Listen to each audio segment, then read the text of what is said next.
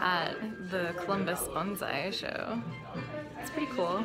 They're really beautiful, really inspiring. Hello, what's up? It is Monday and I am stressed out, but I am destroying my checklist.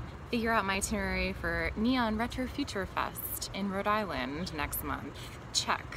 Call Vet to check up on Soul. Check. Reschedule Monster Hearts game this week because I have too much to do. Check. Contact printer about making some print copies of Resistor that I can bring with me to this Neon convention. Check. Reply about 4 different freelancing game jobs. Check. I'm sure there's like 100 other things I've done so far this morning, but I'm killing it. But anyway, yeah, this video. What am I doing? I ran Sync yesterday online. I'm playtesting it through actual play with Sean Nittner and Karen Twelves and Andy Carrison, and it's going great. It's funny because I run Sync a lot. It's my Powered by the Apocalypse non-violent cyberpunk feels game. Because I've been designing it for 2 years. You've heard me talk about it before. But I'm always like nervous it's not going to work. It's just like a irrational thing, like I think, because every time I run it, it functions exactly how I want it to, and you know, it brings about the type of play, the emergent play, right? Like so. That I want. So without me controlling anything, people kind of pick up on the themes, what their characters can do, what the moves can do, and then begin to use them in the narrative of the game. I might point it out like once or twice, like, oh, it sounds like you are being vulnerable, or hey, do you feel overwhelmed? Do you want to pause?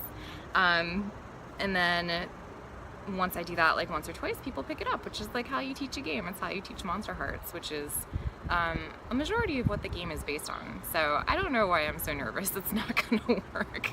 I think because I can like critically analyze like, oh, I need to fix this and tweak this, and I forgot to put what to roll on this move, and so like that turns into this bigger anxiety about the whole thing not functioning.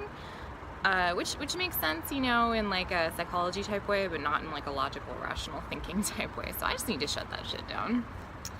But yeah, anyway, it got me thinking about design strategies, basically like how to stay focused when you're designing a game, like what your design mood board is, or how to design towards certain goals and not lose track of what those goals are. So what I do with Sync, basically I do a lot of different strategies. I do have a design mood board for Sync. I have a Tumblr that I haven't used in a little while that's just kind of like imagery and ideas that inspired me for the game.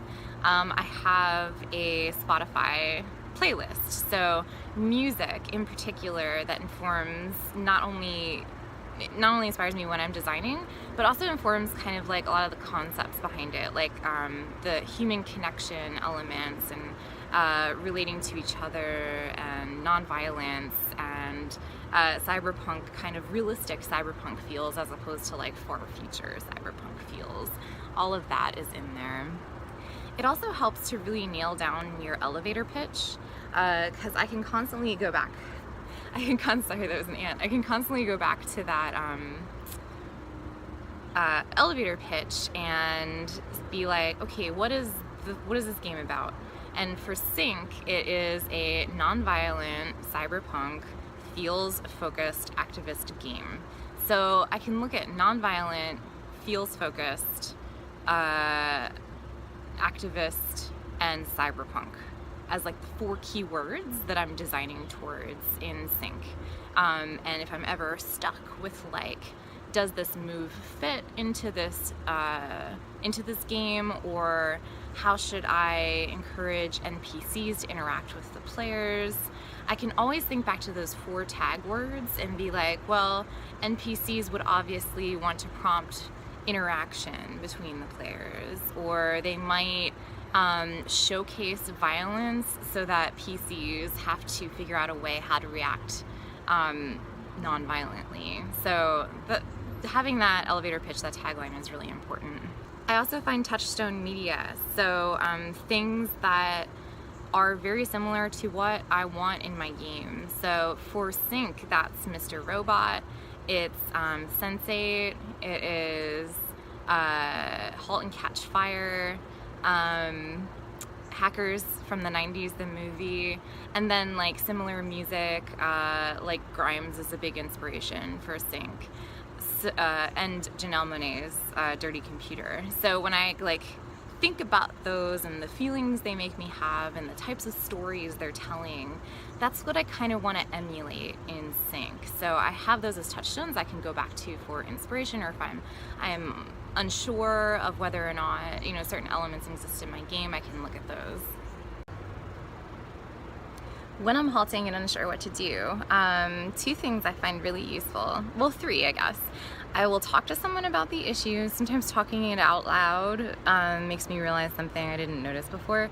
Yesterday, Andy helped me a lot because I was kind of venting about how to write GM rules, like basically like how to tell the GM to GM like I GM, which is really hard. And a lot of it is like similar to a lot of other Apocalypse World GMing advice. And so I was like, I feel like I'd just be reiterating everything. And she's like, so I hear you saying you're reiterating everything. And I'm like, oh yeah, maybe I should just write the different things that I do. That's all that it took, was saying it out loud to solve that problem. The other two things I do are I watch reviews of media that's associated with the thing I'm working on YouTube. So conversations about Sense8 or conversations about David Lynch, and hearing people talk about those theories and the different things and themes and moods in those media helps me kind of narrow down on the types of themes and moods I'm trying to get across in the game. And then finally, playtest. Playtesting is so helpful, you know, if I'm stuck. It just basically makes me run the game again, and the act of doing the game, like going through all the processes of the game, again, like even if it doesn't like concretely be like, oh, I need to fix that, like those types of solutions through playtesting, it reminds me of all the things that happen in the game and how they happen and why they happen and why I love it to begin with. So I get a little unstuck by doing that. So yeah, I hope that these design tips kind of help you focus on your game. What are some things that you do? Like, do you have design more mood boards or design focus lists like this that are kind of similar? How do you stay focused on your game when you're designing? Thanks so much for watching. I'll see you next vid.